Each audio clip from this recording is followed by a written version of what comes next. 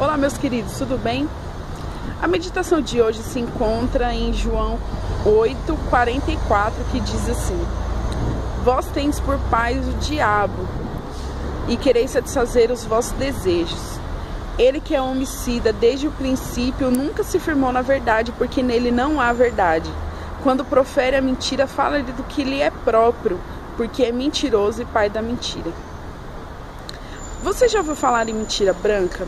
Aquelas mentiras que nós contamos e achamos que é beneficente para alguma coisa?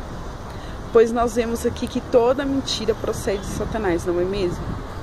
Bom, o primeiro fato que nós temos que ver é o seguinte: toda mentira é um pecado, toda mentira é errado e toda mentira é uma omissão. A mentira é deixar de falar ou fazer alguma coisa para encobrir uma verdade, correto? Bom, a mentira, ela teve a sua culpa na entrada do pecado, correto? Deus havia dito: não comereis da árvore da ciência do bem e do mal, para que não morram. E Satanás, incorporado na cobra, disse a Adão e Eva: é lógico que vocês podem comer, porque Deus sabe que vocês se tornarão como Deus, e Deus sabe que vocês não morrerão. Está aí duas mentiras. E Adão e Eva comeu do fruto e o pecado entrou no mundo, através da mentira.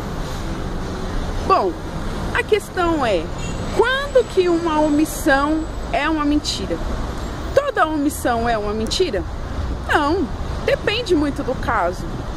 Mas toda omissão pode se tornar uma verdade ou pode se tornar uma mentira. Muito provavelmente você deve estar se perguntando como. Bom, a primeira questão é: quando nós olhamos alguns casos, a omissão ela se torna um pecado quando nós encobrimos uma verdade importante que acarrete em algum problema, mesmo que nós não tenhamos dito nenhuma mentira. Um exemplo: Abraão era casado com Sara.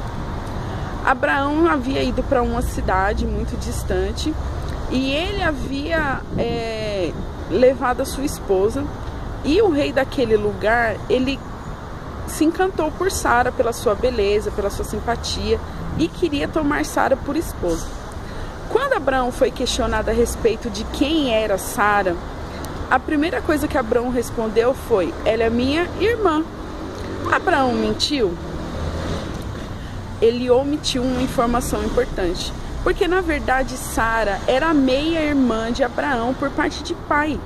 Então ele não mentiu, mas ele omitiu uma informação importante, porque naquele momento ele poderia ter dito que ela era sua esposa, para que não incorresse ali num fato mais grave, que seria o adultério. Bom, um outro caso que nós temos de omissão, mas que não seria um pecado, como foi no caso de Abraão, é quando Jesus falou que ele voltaria a essa terra, correto? Os discípulos perguntaram assim: mestre, quando o senhor há de voltar? Ao contrário de dar a data da sua volta, Jesus colocou alguns acontecimentos que sinalizariam a proximidade da sua vinda. Deus falou, ele falou assim, que do dia e da hora ninguém sabia. Logicamente Deus, que está no céu, sabia da informação, mas Deus omitiu essa informação não só a Jesus aqui na terra, mas omitiu a sua transcrição na Bíblia. Deus mentiu? Porque nós sabemos que Jesus vai voltar e a Bíblia é repleta dessas promessas. Mas Deus nunca contou quando Jesus voltaria. Ele omitiu a informação. E Deus não mente. Mas era necessário a omissão, porque Deus sabia que se ele revelasse a data da volta de Jesus, muitas pessoas seriam tão levianas quanto hoje na sua vida e deixariam para se preparar e talvez se converter quando Jesus estivesse às portas de voltar. Não seria um arrependimento por amor, não seria pela vontade, mas pelo medo de morrer perdido ou de ir para o inferno. Essas pessoas não seguiriam a Deus na sua vida, na sua conduta, nos seus princípios por amor, seria pelo medo. Isso é o correto? Nós sabemos que não. Às vezes a omissão é necessária. Quando nós sabemos que ela pode prejudicar alguém, ela é necessária. Por exemplo, você pode não gostar de negros, pode não gostar de nordestinos, pode não gostar de gordos, de deficientes, de idosos, de crianças. Ninguém precisa saber dessa informação, meu querido. Ela é sua, ela deve ficar guardada na sua mente.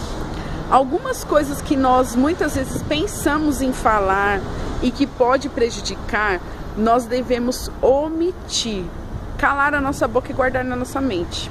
É uma mentira? Não. É um pecado? Não. Agora, quando eu omito uma informação importante que possa prejudicar, eu estou logicamente já caindo para uma mentira. E aí se torna um pecado e se torna algo perigoso. Porque quanto mais mentimos, mais mentiras contamos para cobrir essa primeira mentira que nós cometemos. Então nós devemos ter em mente o seguinte: toda mentira é uma omissão e toda mentira é um pecado. Deus não se agrada da mentira e nós bem sabemos que tanto cristãos quanto pessoas não cristãs mentem sim, e elas não estão seguindo os passos de Deus. Mas nem toda omissão é uma mentira e nem toda omissão é um pecado. Devemos ser vigilantes com aquilo que nós falamos, prestar atenção para que as nossas palavras sejam frutos de amor, de bondade, de coisas benéficas para as pessoas.